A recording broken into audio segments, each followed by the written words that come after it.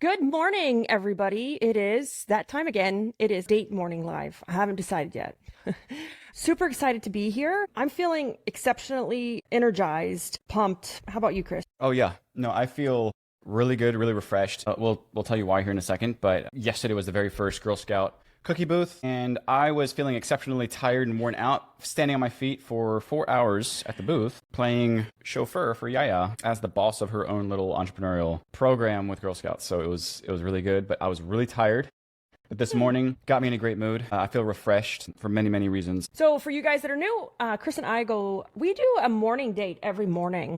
It originated because we heard someone say how they own a business and they could never get to date night, like never. If it wasn't the business, it was a kid getting sick. And so they did a morning date. And I was like, that's a great idea, Chris. Let's try it. And we tried it, and we do it like morning date on speed. But I have to go look at my calendar because I keep track of how many. We almost do it every day. We don't do it every day. We try, but we almost do it every day. But we're probably on over 500 morning dates. And then when I travel, I meet people that like, oh my God, I've tried your morning dates. Like I love them. Me and my husband are now having breakfast together, coffee together. And so I love like this movement of like sharing. It's the microtherapy that like we need as entrepreneurs, as husband and wife, as friends. It even makes us better parents.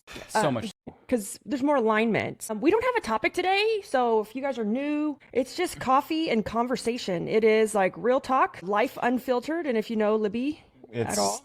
Coffee and chaos. It's not filtered at all. How's the book going? It's going good. So one thing I learned is to do this right. It takes a lot of time and a lot of money. Because a lot of time, it's got to be proofread a zillion times. It's got to pass through a bunch of people's hands.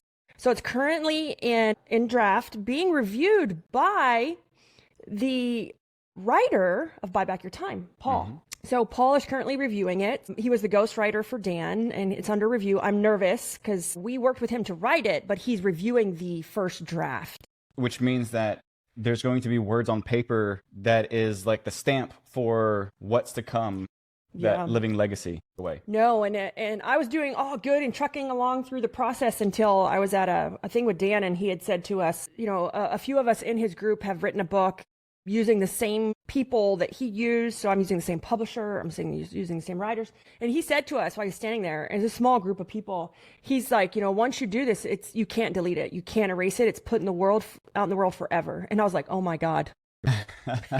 I felt the anxiety like start to like just blah. I'm like, oh my God, what if, and then they're asking you like, what color of paper? Do you want off-white or white? What size of font? What type of font? How do you want the quotes? Do you want it in brackets or parentheses? And I just felt like the anxiety. I'm like, oh my God, I don't know. What if I choose wrong? What if I choose wrong? It's forever. I can't delete it. So luckily I have a great team. I have a team of writers. I have a publicist, and they do all of the work, and they actually just tell me what to do. Okay, Libby, now you do this. Okay, great. Now you do this. Okay. And so the goal is, and the publicist is one of the best. And the goal is, you have to pick a segment of people, and who's this book for? If you want to rank as a New York Times bestseller. So on my vivid vision, I want it to be a New York Times bestseller. So we have to pick a segment of people or a sub-segment. And so the book is the book you need before Buy Back Your Time, right? Love it. But like, what if I don't have money right now to go hire someone to buy back my time? Or what if I'm scared to do it? Because again, I don't want to, maybe I'm the only breadwinner or the primary income earner in my house, and I don't want to jeopardize that quite yet. Or what if I don't have the processes yet? Because you have to hire a certain level of people to come in and write your processes. But if I'm buying back my time, and right now it's that dollar value isn't high enough, I got to do some of the legwork. Like there's no shame in hustle and like grinding it out. And that's what my book is about. It's like the step before. How do I create the micro playbooks, the cadences in my business, the rhythm? So it's small business owners, and it is one not written for women, but it's written in a women's tone because I'm a woman. So I want to say it in a very holistic way, is it's positioning yourself for freedom. Yes. Yes. So super exciting and nervous. Nervous as in like, even like, what if I pick the wrong segment of people? I want everyone to like it, but then, you have to pick. And I'm like, but I can't. So that's why I did. I'm not going to lie. I dropped a pretty penny to do this right, because it's forever. I don't want to rush it. It's forever, and it's for my kids. Even though my older son owns his little own business. He does social media marketing for cleaning companies. I don't want to do it wrong. I want to do it right for my kids so that they have this forever. I want to make my parents proud, like my mom and my dad and my brother and my sister and my husband. And so I want to do it right. And it's going good. We're in the final stages. There's some things that I have to do that is kind of weird. Like, I have to put author on my social media profile now, because we need Google to start pulling that I'm an author and associate that to my knowledge panel. Whole nother topic I could teach you about if you want to ever be like a coach or an author or an industry mentor. Knowledge panels are extremely important. And I think that's one of the things that you have kind of teed up inside. Oh, my knowledge panel looks sexy. It looks beautiful. Yeah. But I've been working on it for 2 years prior, knowing that this is the direction we're going, because it takes time to build a knowledge panel. And that's more next level, the whole 1LD leader lifestyle positioning that way. Last time we talked about queuing in your spouse on business happenings.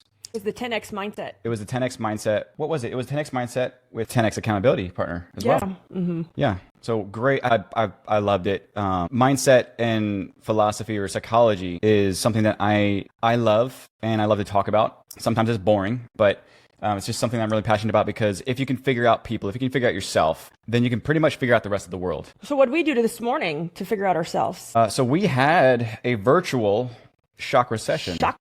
So in my goals, and along with like my mentors that mentor me, there are some things that we have to do. They ask us to do. And one is that emotional therapy, right? That spiritual therapy. And so by doing that, like, we have certain things in place. And so today we had a virtual chakra session. If you're interested in knowing more about it, it was Michi DeLucian, Chris's sister. She is amazing. So we hired her to guide us through that spiritual therapy, that chakra session this morning through Zoom. It was amazing. I feel like light and energy, and I already have energy, so it could be dangerous, energetic, and just very balanced. So for me, I think what the word that comes to mind for me is more connected. I guess mentally, I feel a little more locked in. Connected with what? Like yourself or the world? Well, myself, and also being like in tune with what's going on around me. As you guys know, everything we do is public, so all of our employees see it. Like whether you're a cleaner for Organize It, you work for Boot Recruit, you're the developer for Sell, Convert, Clean, or you're my children, or my mom and dad, everything we do is public. We have no filter, no barriers, no secrets. And that's an amazing feeling to have. There's no skeletons in my closet no one's going to find. Which is the concept of date mornings. Yeah. But we got off track. So, you were saying that 10X mindset is all about, you were saying psychology is all about understanding yourself and people. Yeah. But I think it starts with us. It does. Yeah. Because whether you would like to admit it or not, everything in life, and you've heard this before, the saying, but hold it as absolute truth. Everything in life is a sale. And this is, again, even the concepts. There's a great book, 48 Laws of Power. It'll scare you to death. On my desk right now. When I get upset, I go read it and I'm like, law number 1, don't outshine the master. But again, everything in life is a sale, whether you like to admit it or not, whether you feel that I don't want to boil down life into this fundamental practice of selling versus not selling. But at the end of the day, regardless of how kind, empathetic you are, there's still elements of selling, again, winning people over, that will always be there, whether we want to admit it or not. Because I used to be closed out to that mindset of I hate salespeople or I hate sales. But everything that I do, the inflection in my voice, what I'm saying right now has... What are you selling right now? I know. Everything that I'm saying is in terms of selling something, even if it's adopting a different mindset. You're selling it because you're trying to get your way or your response. Or my perspective. Or outcome that you're like, that's why it's a sell. It's not anything to do with money. No, it's like I'm trying to get what I want. Like whether it's I want this restaurant for dinner, so I'm going to sell it my way, or it just depends. Like, but everything's a sell, and I I hate sales, but I don't know why. But it is a sell. It's just mindset for me. We have some questions. Keep going. Yeah. No, but I mean, that's it is psychology and mindset, and just, again, being more in tune with yourself, which I think is huge with these chakra sessions. It's just, it gives you that balance, that center, so you can be more perceptive, more aware. Oh, I want to hire Michi to do a chakra session for the virtual team. Yeah. Oh, yeah. That would be great. Yeah. It just made me think of it. I see Aliani on here, but it's great. It's grounding. I think one of the breakthrough moments in my life in the last 2 years came from things that people made me do, not made me, but exposed to me. Yeah. And I gotta pay it to like a group I was in. So I was in a high level software group, software owners, and we meet every quarter. And first half a day is learning from great teachers. And the second half a day is, so it's 2 days. The first day is something scary. Something that scares the bejesus out of you. Like if you guys have seen me rappel off the side of a building or eat. This is all literal, by the way. It's not just. Oh no, that we were doing those things. And they do something so it's afternoon activity. I've learned how to Tai Chi, kickboxing, or Muay Thai, kickboxing. We had to go in a ring with somebody. So they make us do scary stuff. And then the second half of the day, because the morning's learning, second half of the day is very, very spiritual work, whether that's sound baths, Reiki breathing, chakra, meditation, yoga. And man, has those really changed the way I think about myself and understand myself. Great insight. But that's why we're feeling like if we seem like we're on some sort of, I can't say the words on Facebook because I'll probably get in trouble, but mood altering substances, it's probably because we just got finished with a chakra session. If we're a little bit more spunky, that could be why. So and in that group I'm in this high level group, and everyone was, when our mentor told us to do something, everyone just did it. And I'm over here saying, but like, oh, I don't have the money, but like, I'm not ready, but I have kids, or but this or but that. And I was sitting here watching people go faster than me, and you guys think I go fast. Like I was watching some of these people go faster than me, and I got mad, and I just got mad at myself. I'm like, why? I just don't understand. And it was one of my self-sabotaging tendencies that we worked through in one of our couples thing to say, I'm just self-sabotaging. You could use money as an excuse, but money is the excuse. It's not necessarily the reason. So what did I do? I sold my car. I don't even have a car. I got rid of my car payment. I got rid of my car insurance. I don't go anywhere. And if I do, I Uber to the airport, get on a plane and fly there. And so I made adjustments so that I could find the money. So there's this great phrase that it's like, do you need it or do you want it? If you think you need it to establish authority, or for it being a great funnel, or it's going to make me an industry leader. If you think you need it for that reason, you're never going to find the money. But if you want it, you will find a way to make it happen. There's a difference psychologically when we use the words need or want. Like my kid does not need a $300 pair of tennis shoes, but he wants them. And he will find a way to scrounge up $300 for a freaking pair of tennis shoes, right? I met a friend this week for lunch. She's in the cleaning industry, and she has a side hobby about handbags. And these are like 20,000, 60,000 handbags. Dollars, by the way. And, we talked about this, the need versus want. And I'm sitting here saying, I'd never pay that kind of money, but I don't want it. But if I wanted it, and I wanted a book, and I wanted it for me, not really anything else, and I found the money. Believe me, it wasn't cheap. I think I've dropped about $100,000 so far it's been a 1.5 year process, but I also found it in other places by cutting certain things from my life. There are different people out there. You don't have to spend $100,000. What I'm saying is that it's the need versus want. You got to ask yourself, do I want it? Because if you do, you will find a way, or do I need it? So I need the brakes changed in my car, and I need new tires.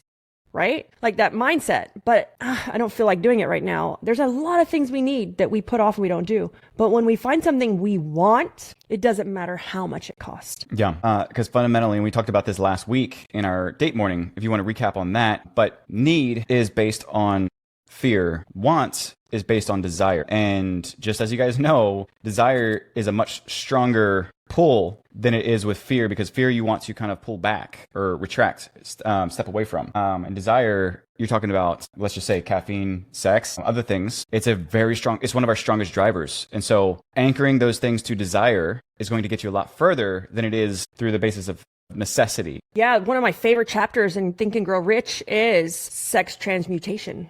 The emotion and how we take that emotion. It is the strongest emotion we have in our body, how we take it and transfer it to something we're doing.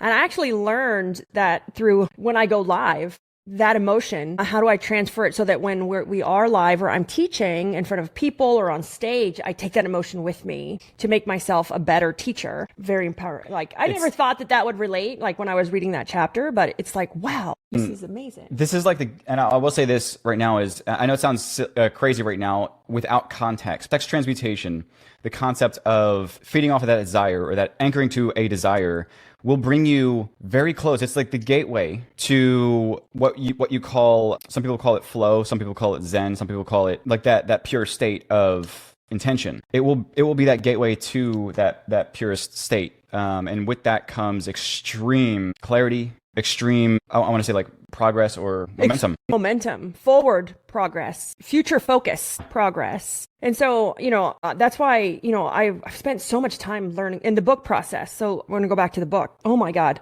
That book pulled every bit out of me. I didn't even know there was some of the stuff inside of me when they pulled it all out, because I went through sessions. Oh my God, I think we went through like 30 some sessions of pulling all of my information out. And I was like, oh my God, I said that? Where'd that come from? But it was I will say it's one of the most exhausting processes, because it needs all of your attention and you have to give everything you have emotionally and mentally, but also like digitally. I had to give them like everything I had, because they cipher through things. And it was so interesting and exhausting to just see all of it come out. And that is actually one of the basis of when I said yesterday, I launched that I was now starting a program for business owners looking, to grow and diversify and have other companies. But the book writing process is what really sparked this, because once I got it all out, I said, oh my God, everything I've learned, everything I've done, there's a method to the madness of what I'm doing. And the book really helped me see that, but also structure it to see it, like to see a real program of like, how do you take people through a phase? Because an owner at a $500,000 company is a completely different owner than a $1.5 million company. So I posted something and it said, what is everybody's big milestone for the year? And so many people said $1.5 million. They want to be a $1.5 million company. I can tell everyone what the one thing that you have to work on to get there, almost what it is. And it's mindset. It's next level mindset. It's, I need to be a different person. I need to show up different. I now need to be a leader instead of a doer. And that all comes from mind and better understanding of ourself. Because at a $500,000 company, I am a completely different version of myself than a $1.5 million owner. Yeah. Completely different. But the book has been, it's been phenomenal and scary all at the same time. Yeah. I was going to say, because at 1.5 million, mindset does not mean more efficiency, more being able to do more work, things like that. No, it's literally what's inside your head that is the difference. Yeah, it's mindset. It's what's in your head. It's fear.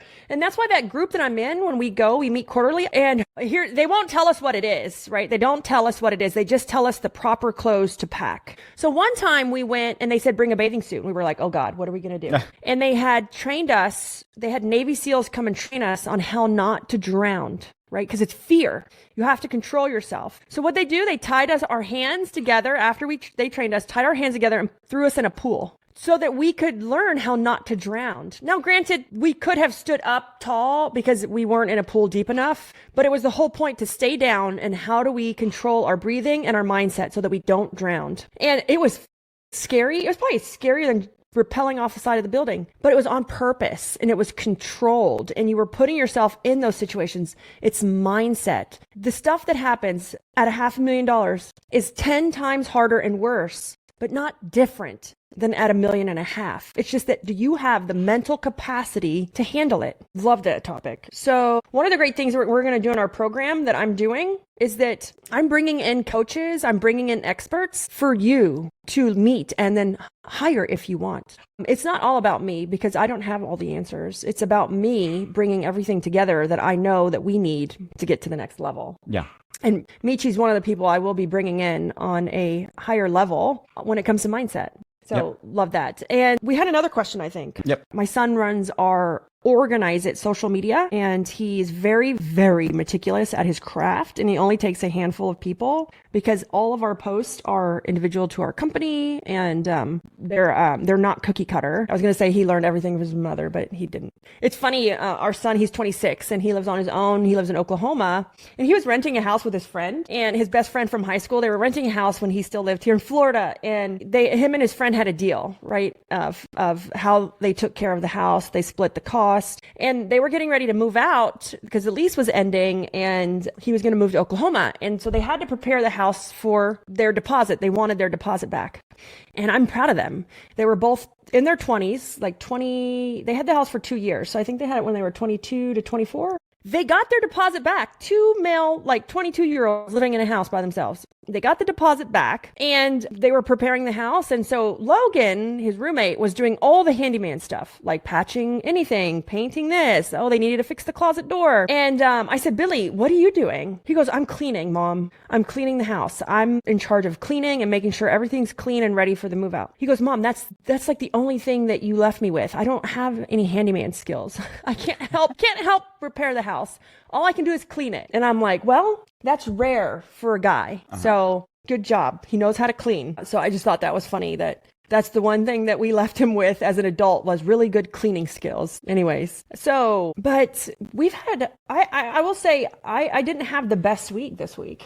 No, but the session that we just did this morning really helped. I didn't have the best week. I want to know who, listening have you had this kind of week this week, or is it familiar? I think on Wednesday night, I was up at 1 and never went back to sleep. Oh, you're right. You were up until 5 o'clock. I was up until from 1 to 5, and then I finally passed out at 5, and I think I slept till 6:30. When I woke her up at about 7:30. He woke me up at 7, and then 2 nights ago on Thursday night, so that was Wednesday night, Thursday night, I was up again all night from 1 to, I don't even know if I did go to sleep. Yeah, I did end up going to sleep around 5 or 6 for an hour or two. Something popped up on my Facebook feed, and it was Carlton dancing from Fresh Prince of Bel-Air, his dance. It is only 3 hours of sleep or 100 problems, 3 hours of sleep, but I'm still showing up. In my fabulous self. In my fabulous self. And that was me this week. That happened to me twice. I think I got 3 hours of sleep on Wednesday night, if that, and 3 hours of sleep on Thursday night, if that. And it wasn't anything bad. We had worked remotely. We picked up and took our laptops to work, to leave the house. If you're working from home, it can get so monotonous and boring. So we went and worked poolside, and that did it for me. My brain just went into ideas and innovation and creativity, and I could not sleep. I was so excited. I wanted to work. So the best thing to do for me is to not fight it, to just get up and work. Yeah. And I will let you know a secret that I firmly believe, and that is that your best productivity comes in moments of delirium. This is the stage where you go from I'm clear-headed, I'm focused, I have energy, to I'm tired, because there's this natural curve, and I'm trying to do it so that you guys can see it the right way, but you have this level of energy and focus and getting things done, and then you hit I'm starting to wear out and I'm a little bit worn out and productivity just crashes. And then there's this moment of delirium, which is I am past the point of exhausted, but I am so unfiltered that there's this extreme clarity that comes with delirium. This is the 1 o'clock in the morning where you're so tired, but somehow your hands are still typing on the keyboard, and the productivity level is double what it normally is. But you can't sit in this for too long. But in this moment of delirium, you can be twice as productive as long as you stop it and then you pull back and reset. Yeah. This is the 120 hours that Elon talks about. Elon Musk there's moments of delirium that come in that actually I feel like they double the productivity, But again, in very short spurts, because you cannot sustain that. So I did it I did it one night and it was great. Like I captured all. So Kathy, what was bothering me, my brain, because we had changed up our setting and went and worked like poolside, we still worked, but it allowed for like a change of environment and pace, and it brought back all those like excitement and ideas. So if you're feeling like burnt out and overwhelmed, because like you're either working at the same thing over and over and over, or in the same place, the same setting, the same desk, like change it up. And so because we had went and worked remotely and then we had dinner downtown without the kids, like we just were talking, and that excitement came back and ideas, and I could not go to sleep. Like I just couldn't go to sleep. So I was up working. You could have gotten an email from me at like 1:00 in the morning. I know they're probably like, why is she awake right now?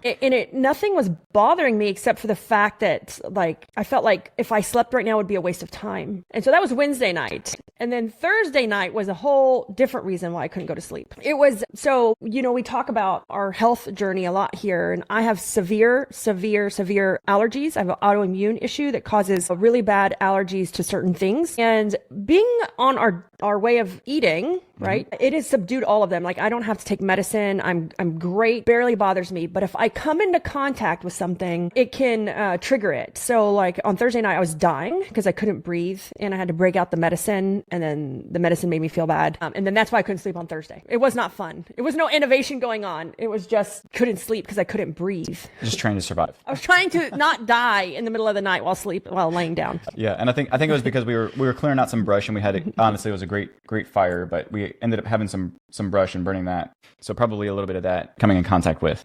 Step number one, because you'd be surprised how many people are like, I'm great. Everyone else sucks. So that's to me like step number one. One thing that I have done that really helped me, and this goes back to, it really goes back to confidence. And it does have to do with money, and Chris can contest to this. I try to put myself in rooms that scare the crap out of me.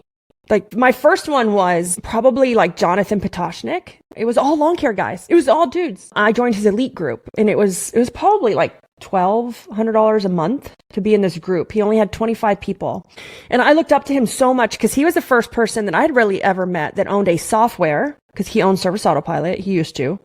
And a home service company. He owns a very large landscape and lawn care company. And I just wanted to be in that room. I wanted to learn.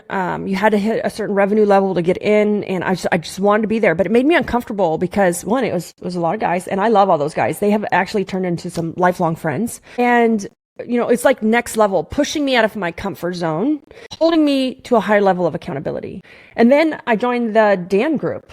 After that, Jonathan shut his group down because he went like on a sabbatical to rest, and he had been mentored by Dan. And so then I went to Dan and I joined that group, and it scared the living daylights out of me. And this was before Dan Martell was famous. It scared the living daylights out of me, but it up-leveled me, just me as a person. It's like, oh my gosh, I got to have my crap together. Like I got to show up. There's no comfort in these groups. Like there is no comfort. They're nice people, but when I mean comfort, I mean they're going to hold you to a standard that they see in you that you don't even see in yourself. Yeah. And then I've taken the next level, and I actually hired the coach that coached Dan Martell. And that is like next level. And so there's this great statement is that you hire a mentor to find your next mentor. You don't hire a mentor to stay with that mentor forever. That mentor is meant to expose you to the next mentor. And if your mentor's not doing that, then maybe look at your mentor. But the whole point is like, who taught them? And then it's to the next. And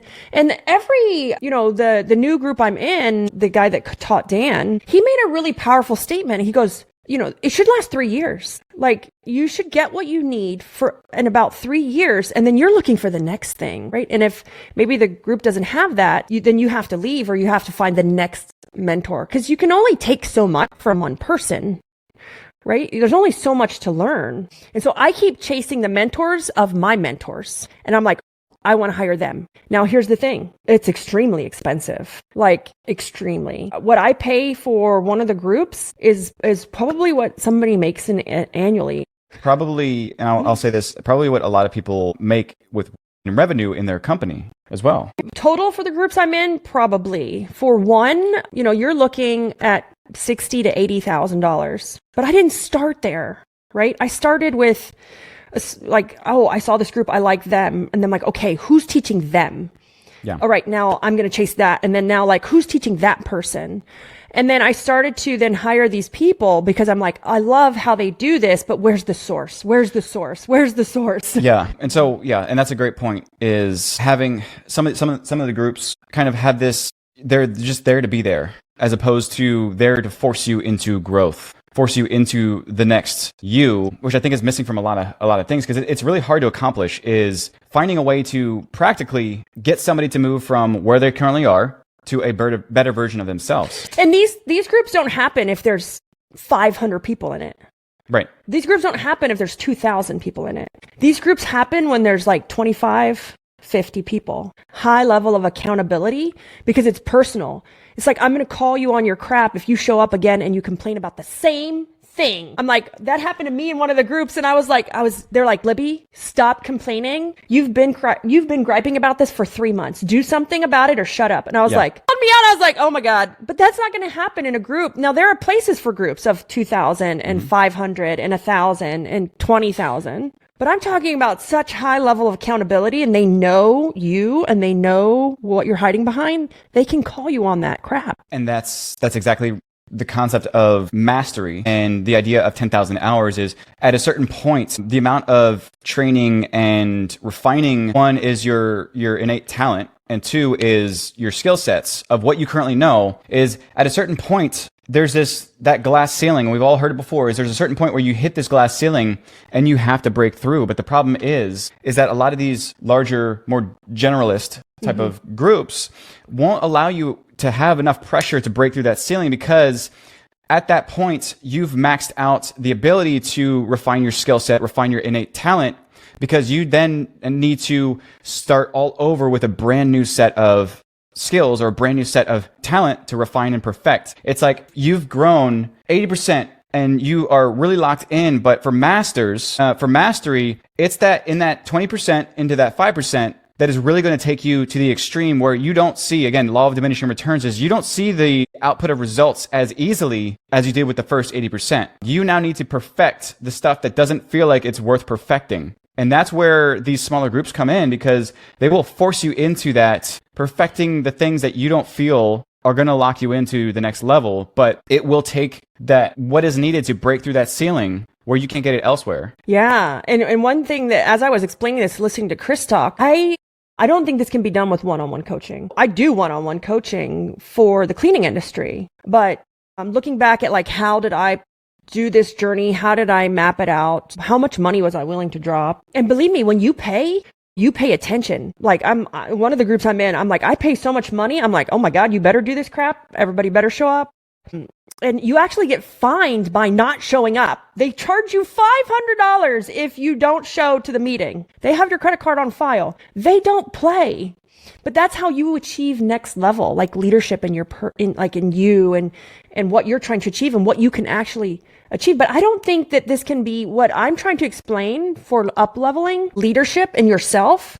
I think that it's really hard to achieve that in one-to-one coaching because it's just you and the coach, right? I think these small groups, like I said, 25, 50, 60 people, you're with your peers. And like that coach, that person, that mentor is calling you out in front of your peers to say like, oh my God, if you complain about this one more time, we're kicking you out of the group. You're like, and everyone agreed. Yeah, Libby, like you've been talking about this for 3 months and you're like, oh God, like shut up. To me, I'm like, okay, I'm going to shut up and I'm going to do something about it. The one-to-one coaching, I say coaching, is linear accountability. Yeah, it's more linear accountability. And so again, if you think about the glass ceiling, where you get to a point of where you're trying to achieve mastery, is that linear growth in yourself and that mindset in the next level of the skill sets will not be enough to break through. You actually have to have more accountability, more effort to break through that ceiling of, again, think of that ceiling as your natural tendency to retreat to comfort. Is that honestly, if everything else were excluded in the world, I think that glass ceiling, if you were to put a name to it, is comfort. Is that you weren't comfortable enough to put in 10 times the amount of effort to get 1x the output. Because again, that's Hiring sucks. right? Sorting through bad applications, ghosted interviews, and wasted time. It's all exhausting. That's why we built WootRecruit, the hiring system designed to attract and convert the right people for your business fast. What are some of the benefits? Well, you get more qualified applicants without lifting a single finger. Increase your show rate, eliminate the worry of ghosting. Track every single step of our process with real-time data. If you're tired of hiring headache, go to wootrecruit.com and let us start filling your open roles today. It is. Yeah, so I have a very close friend, and he's in the software group with me. And we're talking about mastery. We're talking about these small groups, right? Because some of these coaches and mentors have the large group. But it's like when you're ready for next level, you need to go to this like next level accountability. So it was so funny. We were standing there and he was taking questions, and somebody stood up and asked a question about how do I do this? Or, I want to reach this next level. And we're all chasing that third mountain, right? Our third mountain is like our purpose. And this was his third mountain. He's done all this work on it. It was his purpose, but he just can't seem to find the motivation to like be consistent at pursuing it. And it was so funny. He said that.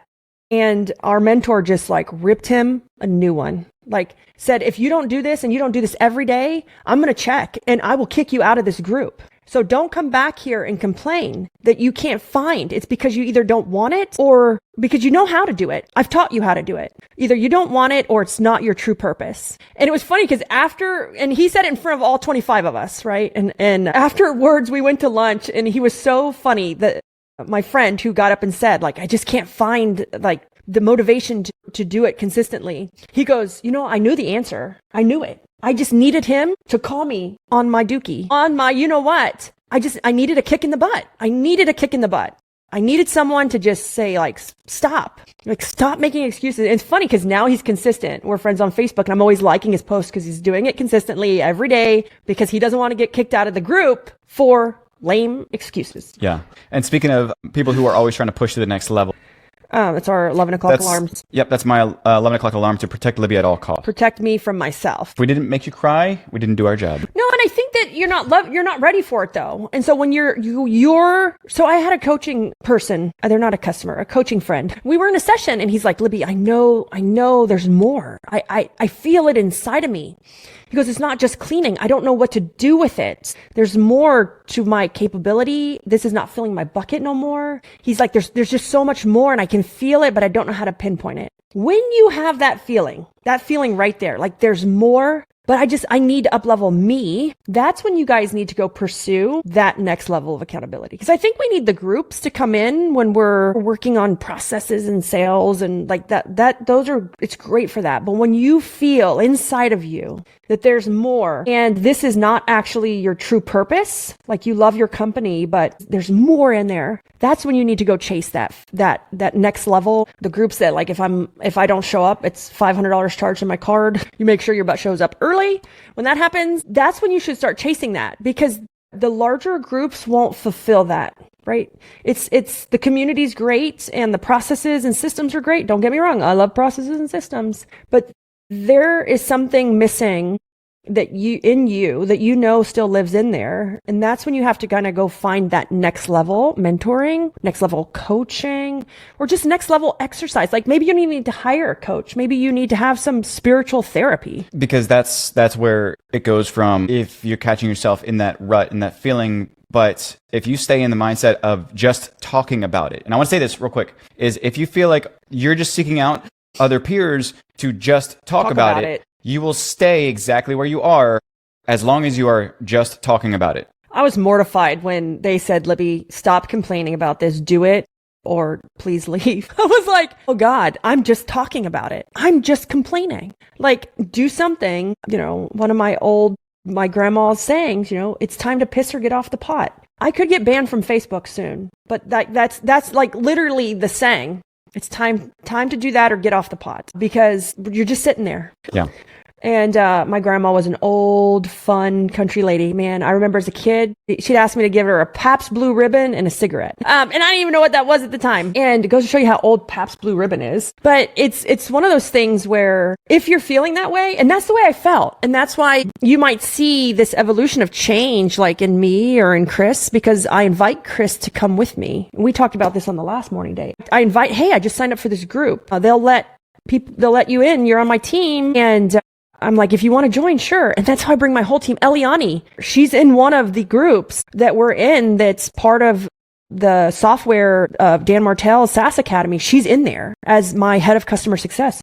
And she loves it because you have to bring them with you too. And if you want to come, great. And if you don't, tell me, because I'm going to invite 4 other people or 3 other people that want to learn. I don't care if you're a manager or a cleaning technician, entry level, or if you're our COO, you're coming with me if you want to learn.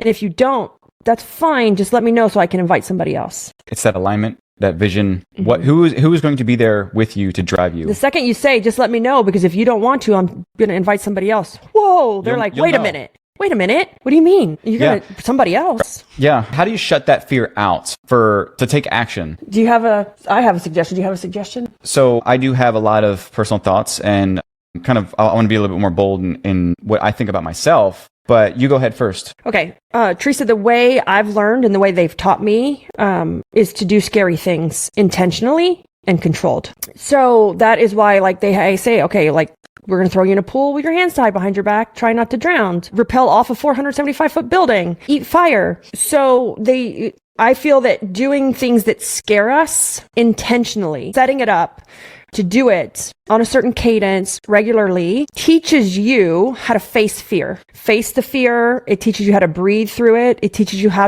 it's all in our mind. So literally when I was getting to rappel off the side of the building, I don't know how I did it. We were eating dinner on a rooftop this week. And I told Chris, I'm looking down. I was like, I don't know how I rappelled off the side of the building. Because one, it was higher than this building, probably twice as high. And I'm like, I'm scared right now and I'm just eating here. But when they had us do that, it's all in our mind. Fear's in our mind, right? And so having us do this intentionally, scary things on a regular, right?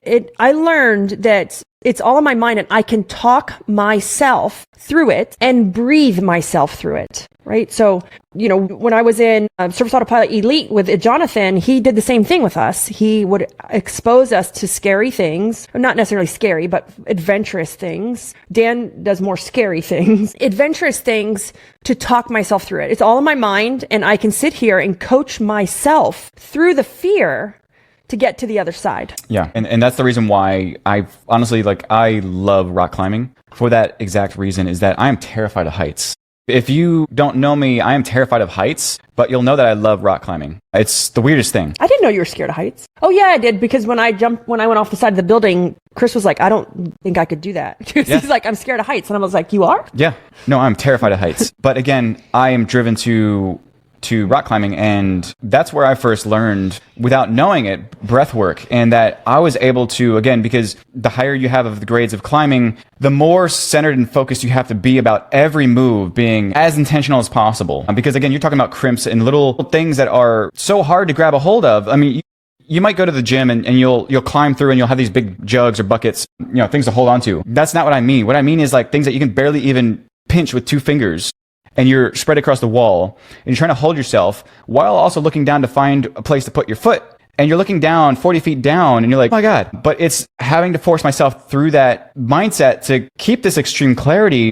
And I learned how to do breath work through climbing and how to control my body movements so that I was not shaking, I was not sweating. Because if you sweat, you slip off and you fall. But you had to learn to control, again, even your internal mechanisms with your body so you don't sweat. While you're climbing, you don't have this buildup of anxiety. You have to control your breathing. You have to control your mindset as much as possible while looking 40 feet down and figure out how to get the heck to the top so that you can get the heck down. That's where I first learned it. And it's something that really, really drives me. And I've noticed that I've been able to, after realizing it, start applying to this to every part in my life. I now teach this to Yaya in terms of breath work controlling the fear mechanisms to start to kind of take control of it. She started to experience this, and this is why I expose her to things that scare her. Girl Scouts is a great thing. And you'll see that she has an element of fearlessness to her, the same way that her mom does, because we have continuously exposed her to these moments of fear, these moments of anxiety, but let her work through it in a controlled, patterned environment. I think a big thing too, this is a great question. It's also, so it's when you're doing things on purpose that scare you, you learn how to coach yourself through it. But the other side of that too is it takes a tremendous amount of trust. So you're building trust while coaching yourself through it, which a lot of us lack trust. I'll admit, when I first started business, I didn't trust nobody. Like nobody. No one can do it as good as me. But when you're doing scary things on purpose, you're also having to trust the rope, trust that you're not going to drown, like trust that the fire, that people teaching us how to eat the fire, trust them that when they say it's not going to burn, that I believe them, I'm going to do it and it's not going to burn. Even though I did it wrong and it burned the first time, it's okay. Because I learned, like, you're like, oh, and then when you're hit with an issue, when you're hit with somebody quitting, somebody trashing you on social media or your business because it was a bad hire or bad employee, when you're hit with those, you're like, oh, this is a piece of cake compared to rappelling off a 475-foot building. Mm-hmm. Like, oh, this is easy. This is nothing. And I think it's because if we're living, and I want to ask everybody this, and so I want to ask everybody listening or watching the replay, are you living day to day comfortable? Like comfortable as in like, I get up, I check some email, do my computer, I make a process, I get on a Zoom call, I, maybe watch a recording of a teaching, I learn this, I implement that, I make dinner, I go to sleep, I wake up, I do it again. That is why we're still operating with so much fear. Or are you getting up every day looking for something to intentionally scare you that you're scared or nervous to do? For years, I've been looking for like my unique ability. I told Chris, I want to read 10X is easier. No, I'm sorry. Live My Future Self Now. First time I read it, it was dangerous. We threw everything in our house away. Like we threw everything in the, I was like, this is not how a $5 million owner lives. Dangerous. But I want to read it again because I have kept pushing through fear. So like how many people are here scared to go live on social media? Like at a drop of a hat, pick up the phone and go live. It scares a lot of people, and it used to scare me to death. I would never do it. I was horrible, but I do it every day now. I do it every day. And now it's like a piece of cake. I'm like, I'll go live. I don't even brush my teeth or my hair. I'll go live. Sure. Thought comes into my brain and I'm like, oh, I'm going to share it right now. Because if I don't, I'm going to forget. Like, did you guys see my live in the bathroom the other day with my shampoo? I was like, I'm going to do it right now. Yeah.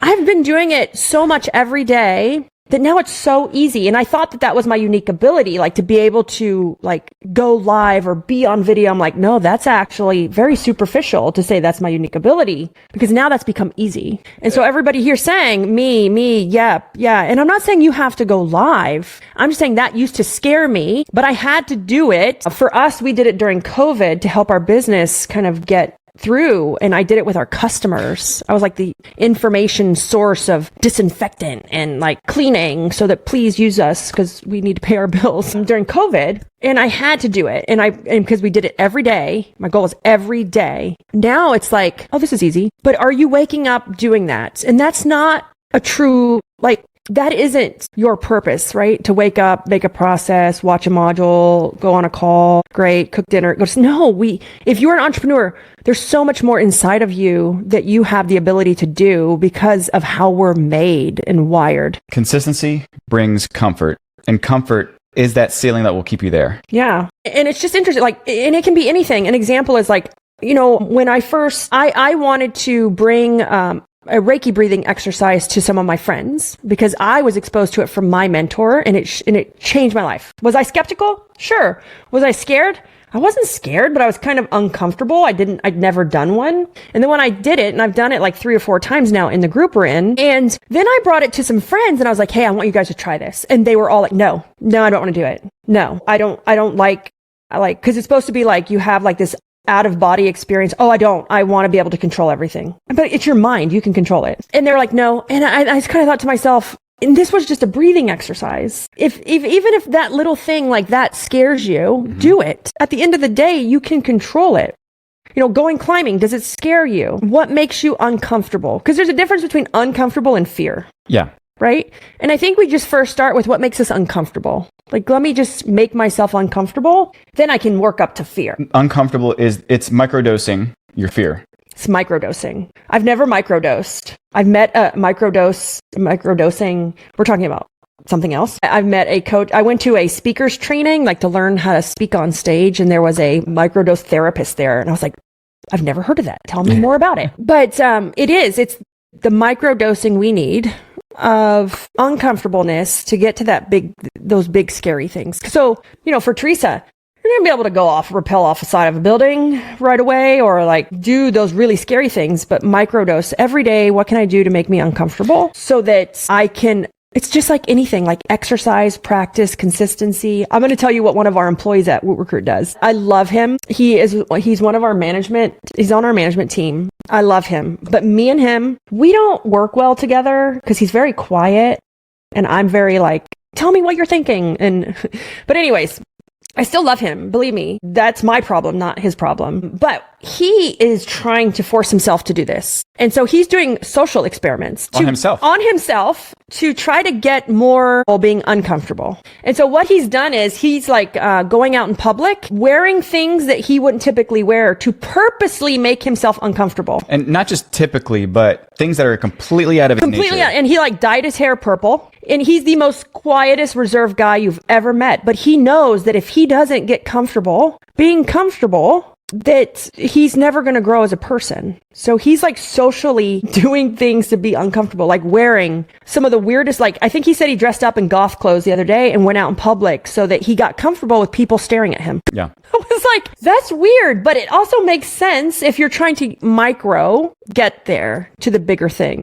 It's microdosing your fear. Yes. So I'll go live. So it's like. So can I talk about real quick? And I've said this a number of times before, but for me, microdosing my fear, there's little quirks that I do now that incorporate that or pull that in and kind of allow me that opportunity. And one of them is that I will, about 95% of stuff, I will not say no. So I've leaned into the idea of saying yes to everything. And the reason is because I'm an extreme introvert, or I used to be. I don't know what I am now. I'm still figuring myself out. But I would never say no. And I always give the example of One Direction. I used to work with them for 4 years, actually. And after the shows, we would always, because they were doing stadium tours by the fourth year, they were doing stadium tours. Chris never saw so many A-cup bras in his life. Yeah, thrown on stage. It's ridiculous. When he worked for One Direction. But after the shows in the stadium, there would be this time where you wouldn't break down because you'd usually be in the stadium for a number of days because it takes days to set up and 1 day to break down. But under the stage after the show, the boys would come and hang out and just kind of hang out with the crew.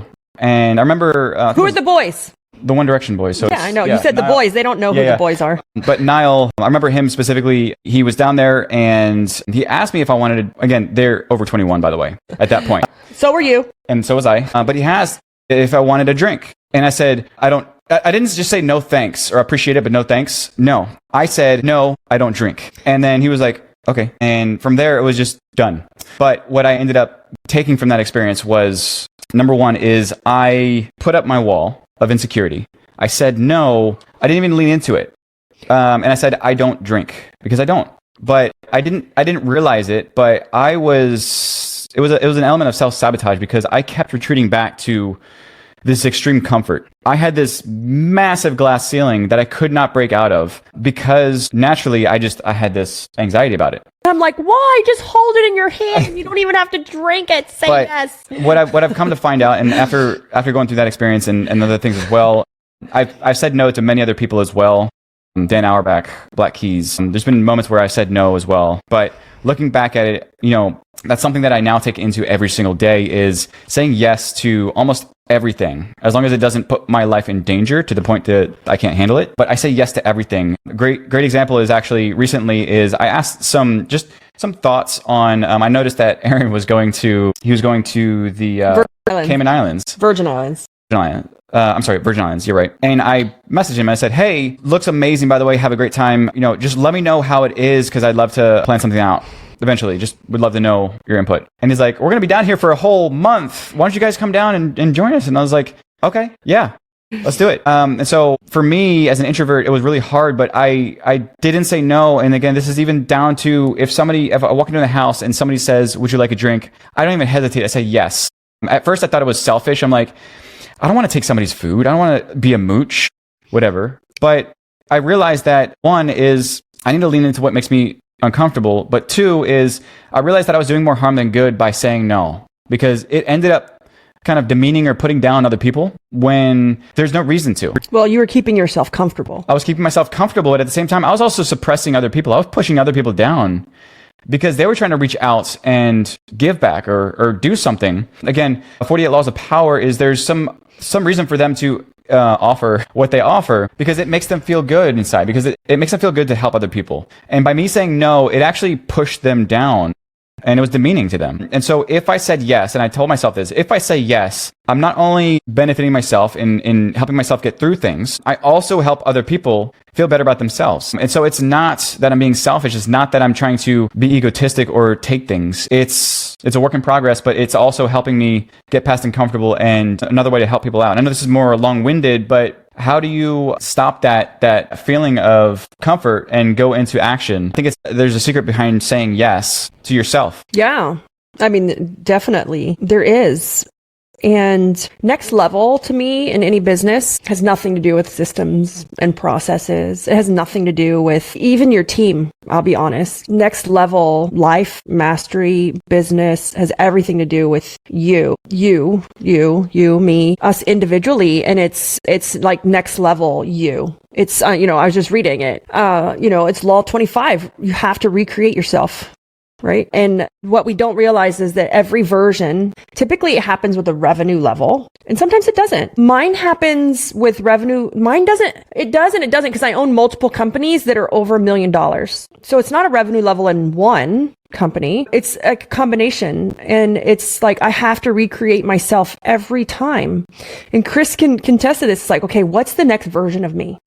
Sometimes it looks different and sometimes it doesn't, because it's inside, right? Sometimes what's the next version? I told him I need the spiritual coaching. I need to find, I have to get to the next level. What is that? And so for me personally, I don't really like organized religion, but I do believe in God. So there is that like deeper understanding of that. And for me, it's just more about how I grew up in childhood and Catholicism. And I'm like, I'm probably not going to heaven in those terms, but I do believe in God and I need to figure that out. And you work on that, and that's the next level. What's the next level? So it's one of those things where it has nothing to do with your team, has nothing to do with your processes really. And it has everything to do with you, because by you doing that, you can create this crazy following within your team and your company and your family. And like, they see that you have like clarity or fulfillment, and not in total life, because I think that's a chase, right? We're chasing that, but fulfillment in where you're at right now, and where they want that. They want that. And they see it in the way you show up, in the way you talk, in the way you walk in a room. They want that fulfillment that you've just achieved. Yeah. And I want to give this here for those that are supporting roles in either a business relationship or a personal relationship. For those that are in a supporting role where revenue isn't a thing because you don't directly drive it. But again, like we talked about last week, is there's different ways to apply this mindset. One is the 10x of the mindset for that extreme entrepreneur. But then there's the other level of the 10x level of understanding, is these changes in yourself can also happen with a complete reconstructing the understanding. Even though you don't directly apply it to revenue or output, there's another level of you in terms of understanding that happens. You can strip it back every time you reinvent yourself. You can reinvent your level of understanding if you are in a supporting role, because you don't have to be, again, doing lives and all this other stuff. But if there's that mindset to help unlock the next level of anything, it's there. And it doesn't have to be directly with revenue.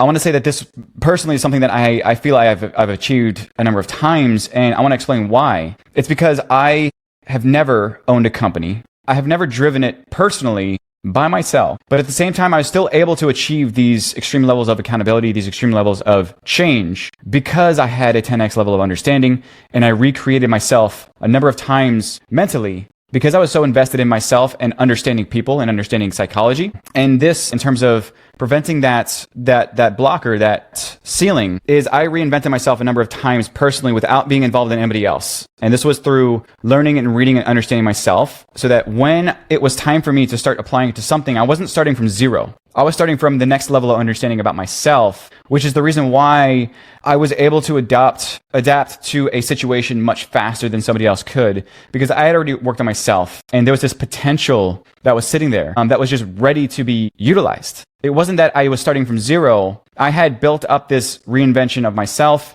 and of my potential. Well, there's a statement, and I want everyone to remember this, and this is in anything in life. So as you guys all know, I don't even remember how old I was, but I had to start all over, like kicked out, lost everything. And what Chris said, he wasn't starting from zero. This is this statement when everyone says, oh, I'm starting from zero, or I'm you're starting from experience. We're never starting from zero, right? We're starting from experience. And if we take that mindset with where we're like, when we go in to do something else, when we go to work on something new, we're starting from experience and knowledge. Yeah. Not from zero. So you're always more ahead than you think you are. Yeah. And this could be internal experience or external. Yes. So this book was recommended to me because, again, I am focusing on that spiritual journey, and Many Lives, Many Masters. It's a book.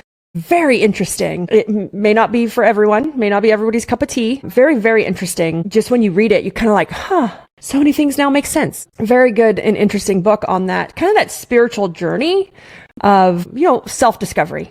So love that. I'm an EO, which is it's Entrepreneurs Organization. It's a global network of entrepreneurs. And I'm an EO, and I'm in the Miami-Dade chapter. I drive 2 hours to go to these meetings. And so, everyone's like big Gino Wickman fans and EOS. This is where it started. I love to go to the source. Where did it start? Like Cameron Herold mentions EO in Second in Command. And I'm like, go to the source.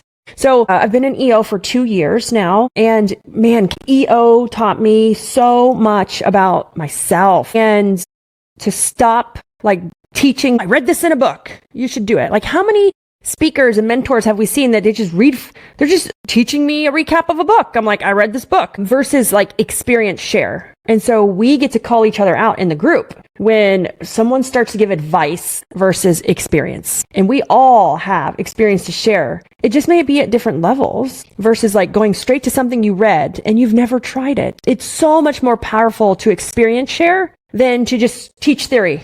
You should do X, Y, and Z because I read that in a book. And so many people teach from theory. So many people teach from theory. And that's why when they teach, have you ever felt that it's flat?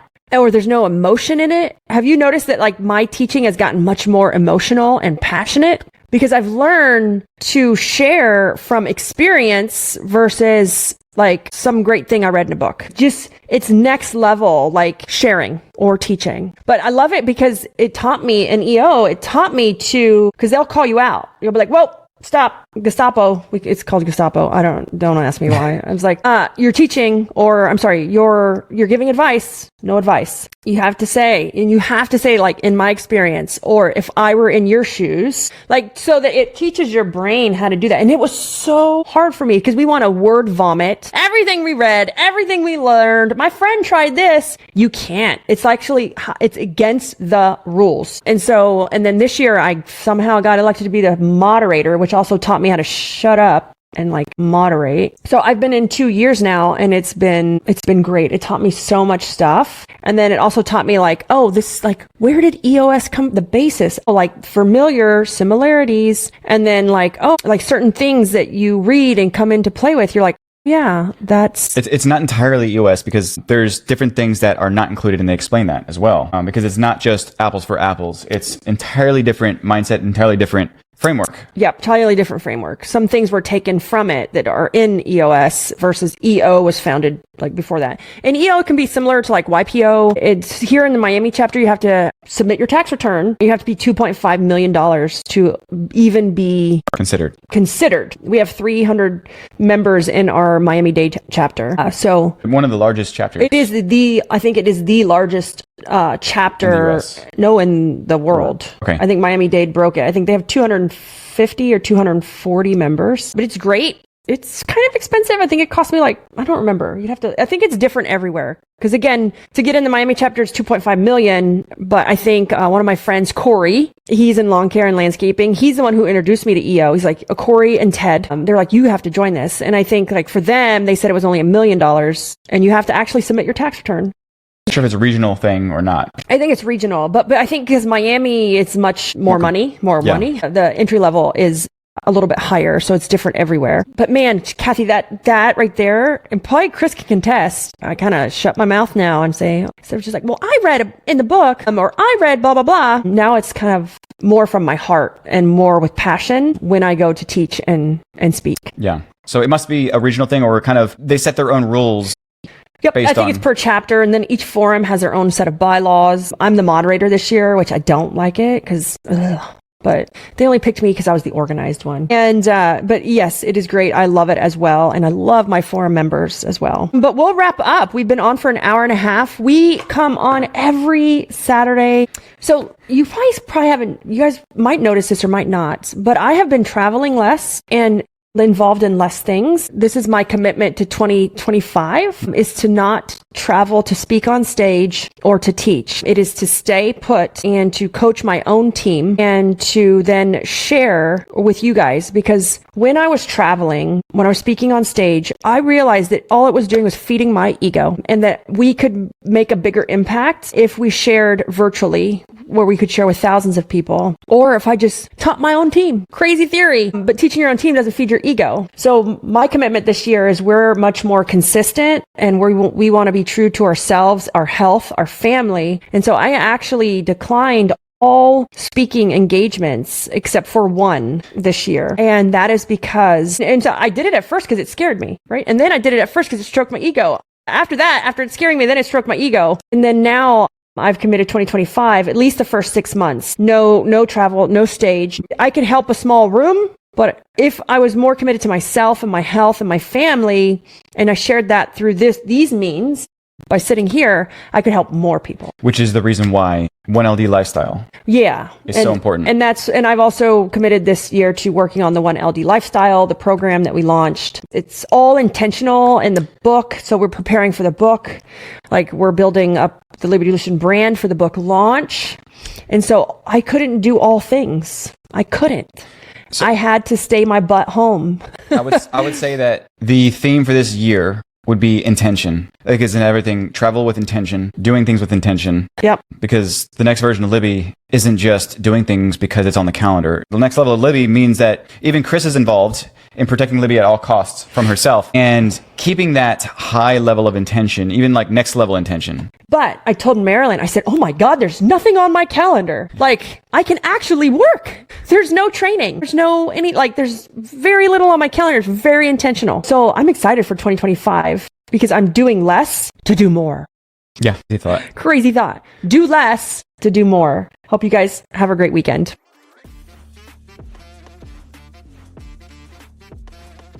Hiring sucks, right? Sorting through bad applications, ghosted interviews, and wasted time. It's all exhausting. That's why we built WootRecruit, the hiring system designed to attract and convert the right people for your business fast. What are some of the benefits? Well, you get more qualified applicants without lifting a single finger. Increase your show rate, eliminate the worry of ghosting. Track every single step of our process with real-time data. If you're tired of hiring headache, go to wootrecruit.com and let us start filling your open roles today.